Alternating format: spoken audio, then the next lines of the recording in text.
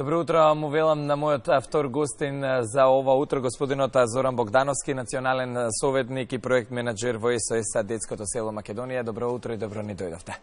Добро утро и благодарам за поканата. За СОС Детското село добро се знае и сме зборувале многу пати. Сосема на почетокот би ве прашал кратко да ни кажете за него и за активностите во организацијата кои што се во моментот. Како што знаете, веќе СОС Детско село Македонија веќе 15 години постои во Македонија како граѓанска организација која придонесува, односно се фокусира на поддршка на децата, посебно они од најранливите групи, деца без родители и родителска грижа и деца во социјален ризик. Ние на крајот на минатата година прославивме 15 годишен јубилеј.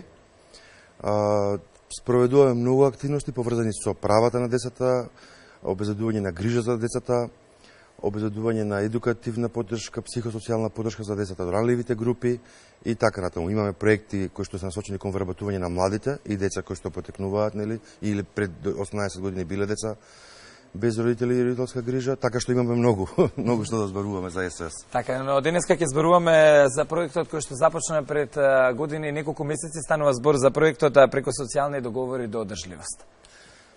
Така. Овој проект е финансиран од Европската Унија, почна на крајот на 2015 година и би требало да заврши средината на оваа година. Со него ние иницииравме една крупна реформа, можам да кажам, во системот за социјална заштита, имајќи ги предвид сите случувања што се во Македонија, посебно во делот на социјалата. И бројни истражувања кои што ги правевме укажуваат на тоа дека имаме влошување на состојбата, односно имаме зголемување на бројот на деца без родители. Имаме многу деца кои што се во социјален ризик и семејства кои што се во социјален ризик. Така што ние дојдовме до идеја која што се крчкаше, да речеме, веќе неколку години, да покренеме еден ваков проект што би значило промена на начинот на давање на социјални услуги во Република Македонија, со цел граѓаните, односно првенствено за нас што е важно децата, но граѓаните да имаат поквалитетни, навремени, ефикасни социјални услуги. Значи со овој проект се предвидува креирање на еден систем во кој што даватели на социјалните услуги ќе бидат други чинители наспроти сегашното, во кое воглавном државата ги обезбедува и ги дава социјалните услуги. И знаете, ние потекнуваме од еден систем кој што го наследивме од социјализмот предходно, каде што државата беше одговорна за се. Ние и по устав и по закон сме социјална држава, но толкувањето на овие норми беше дека државата е должна да ги обезбеди услугите и да ги дава услугите, што се коси со многу премиси или принципи на однесување во современите земји, во развиените земји, а тоа е еден парадокс. Оне што ги креира услугите, како треба тие да изгледат, оне што креира критериуми, стандарди како да се спроведат, истиот тој ги дава услугите и на крајот истиот тој се оценува, а тоа е државата. Че тоа е еден наследен систем кој што ние иницииравме да почнеме да размислуваме како држава да го менуваме.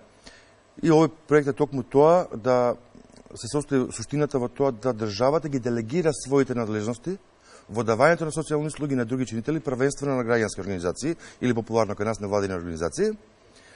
Од повеќе причини, тоа е дека невладините организации се многу поблиско до својата целна група. Тие дневно живеат со својата целна група, ги знаат потребите, проблемите на таа целна група и најдобро можат да излезат во пресред на она што им е потребно, значи да ги задоволат потребите.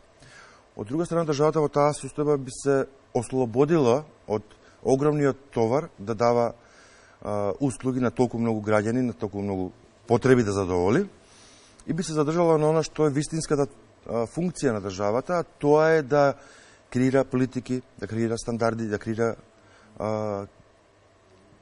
системи за следење и оценка на она што се случува на терен и какви услуги се даваат. Значи, давањето на услугите ќе го остави на други, таа ќе следи што и како се случува на терен, со кој квалитет, колку навремени и ефикасно се даваат услугите. Така. На 7 и 8, поточно утре и задутре ќе се случува конференција, станува збор или по тиме представување на моделот на социјалните договори, за колку е наменета оваа конференција и нешто повеќе околу неа. Така, оваа конференција на некој начин за окружување на процесот на креирање на овој нов модел, кај нас ние нов го нарекуваме, инаку на англиски се нарекува social contracting модел. Тој потекнува од САД, после САД се презема во голем дел од европските земји, првенствено Британија, Холандија и другите поразвиени земји. И ние, за да видиме како тој модел функционира, направивме со помош на нашите партнери од Бугарија, Бугарскиот центар за непрофитно право, една компаративна анализа како во секоја земја овој модел се спроведува, бидејќи тој не е напишан на камени, било каде се спроведува да е истиот, туку секоја држава се го креира така како што и одговара на државата. И сакавме да ги анализираме повеќето различни пристапи кои што ги има, за да ние не губиме многу време да учиме на грешките, туку да учиме од тугите грешки. Значи, прво ја направивме таа компаративна анализа и заедно со експерти, со стручни луѓе, подготвивме неколку документи што би значиле промена на законската регулатива во Македонија. Утрешната конференција, че утре и заутре, 7 и 8 февруари, ќе имаме, така се случува во хотел Мериот во Скопје, ќе имаме гости од, прво ќе имаме странски експерти, кои што секој во својата област се многу стручни, за да ги представат придобивките на сите чинители од овој модел. Значи, еден експерт ќе збори придобивките на владата, тоа ќе биде гостин од Холандија, од спроведувањето на овој модел. Ќе имаме гостин од Финска, кој што ќе зборува за спроведувањето на овој модел во скандинавските земји, ама придобивките за граѓанските организации. Сакаме да ги разгледаме сите страни, за да видиме како тоа изгледа, и ќе имаме представничка од Бугарија, општина Велико Трново, која што ќе зборува за придобивките на локалната самоуправа во спроведувањето на еден ваков модел.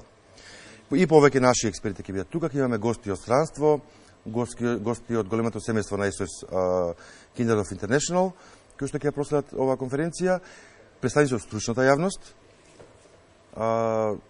представници секако, и тоа се наши партнери и силни поддржувачи, Министерството за труд и социјална политика, Завод за социјална дејност, Центри за социјална работа, единици на локална самоуправа и бројни граѓански организации, значи невладини организации, ќе бидат на оваа конференција, таа ќе биде отворена за јавноста, така што ве поканувам да ја последите.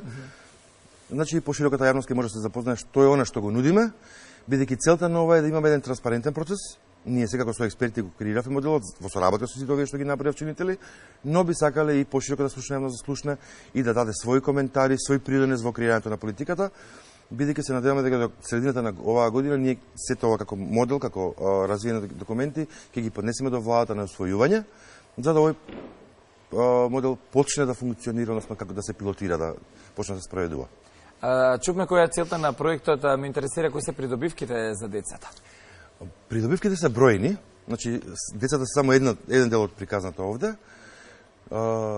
За децата би рекол накратко, тие ќе добијат, во иднина ќе добиваат многу поквалитетни услуги, многу понавремени услуги, многу услуги кои што се многу дизајнирани за нив, значи многу повеќе насочени кон нивната потреба, бидејќи општата премиса на SOS детско село во светот, па и во Македонија е се што се прави да се прави во интерес на детето.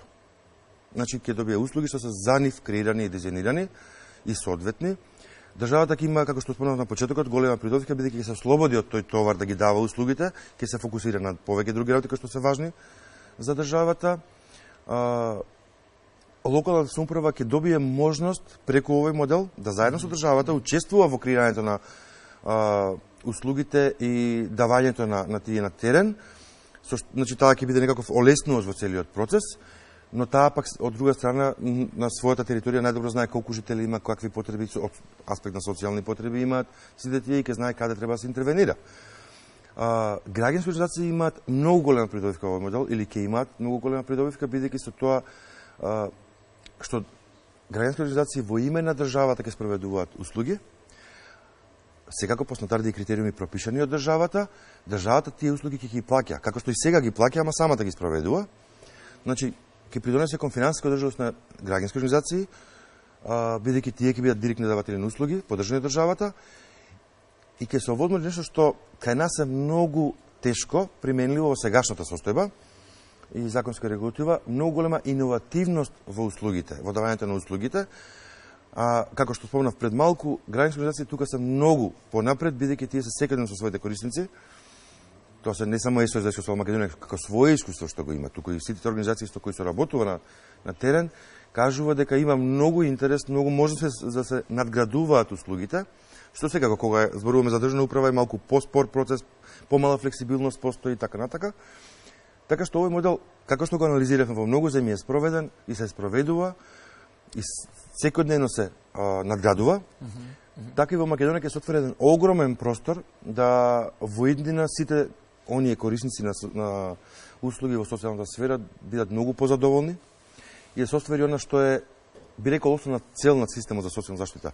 Да еден корисник влезе во системот, што побрзо му да добри, навремени услуги, се избрише она што се нарекува социјална исклученост, значи повторно да го вклучиме во самото општество, да функционира како единка и да го оставиме. И тогаш да прими друг, нареден корисник. За кај нас, за жал во минатите години можеме да видиме дека кога еднаш некој ќе влезе во системот за социјална заштита, останува долги години или да не речам цел живот во системот. Што е огромен трошок за државата, од друга страна создава пошироки проблеми не само за таа личност, на овој начин ќе се обезбеди да тие услуги бидат ефикасни, да се помогне на корисникот, дали е тоа дете или возрастен човек, и да тој детето или возрастниот човек се вклучат во општествениот живот како сите други што се вклучени. Така, пред крајот од разговорот би сака да не кажете и збор два околу идните активности, од како ќе заврши оваа конференција, од како ќе заврши овој проект, што ве очекува. Значи, оваа конференција е почеток на она што до сега разборував, не е почеток, нели, но со оваа конференција ги представуваме досегашните резултати и ги запознаваме и пошироко стручната јавност и пошироката јавност.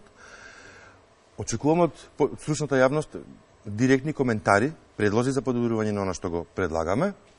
Веднаш после она што се случува во Скопје, ни 6 града во Македонија ќе одржиме регионални средби за да на локално ниво исто тоа го пренесеме, добиеме од таму повратна информација што тие мислат за тоа, колку е тоа применливо на терен и да ги финализираме сите документи за да можеме да ги предадеме на владата да го усвои се тоа, на Министерството за труд првенствено и владата.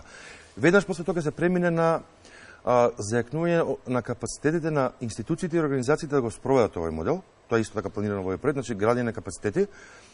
Тоест, целиот овој модел ќе се преточи на практично ниво со обучувачи, да тие луѓе бидат подготвени штом се усвои моделот, да можат веднаш да го применат.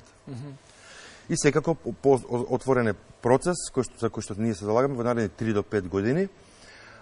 Ние веќе направивме на анализа на правната регулатива, што се во иднина би требало да се менува или усогласува со оваа јавна политика, за да имаме целосно имплементиран систем или модел на социјални договори, тоа ќе вклученост на повеќе министерства, повеќе чинители, за да на крајот дојдеме до целта, а тоа е добри, квалитетни социјални услуги кои што ќе бидат давани на задоволство на граѓаните. Ви посакувам многу успех во овој проект, се разбира за доброто на децата од СОС детското село Македонија. Се гледаме во некоја наредна прилика. Ви благодарам уште еднаш на поканата и секако се гледаме. Почитувани, продолжуваме понатаму со музика, веднаш потоа продолжуваме и со редовната понеделнична рубрика Здрава храна, во која што гостинка ни е Тања Торунџиева. Останете со нас.